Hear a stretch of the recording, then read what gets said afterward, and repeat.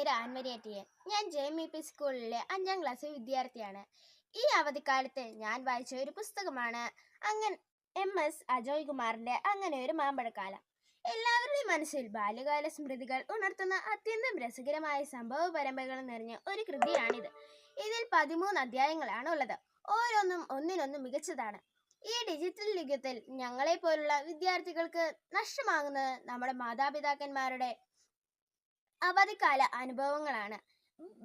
Mobile ഫോണും TVയും അടങ്ങി ഭരിക്കുന്ന ഈ തിരക്ക് പിടിച്ച കാലഘട്ടത്തിൽ ആ പഴയ ഓർമ്മകളെല്ലാം ഞങ്ങൾക്ക് എന്നും ഒരു തീരെ നഷ്ടമായി ഇരിക്കും എന്നുള്ള കാര്യത്തിൽ ഒരു സംശയവുമില്ല എന്ന് പറഞ്ഞുകൊണ്ട് നിർത്തുന്നു. നന്ദി.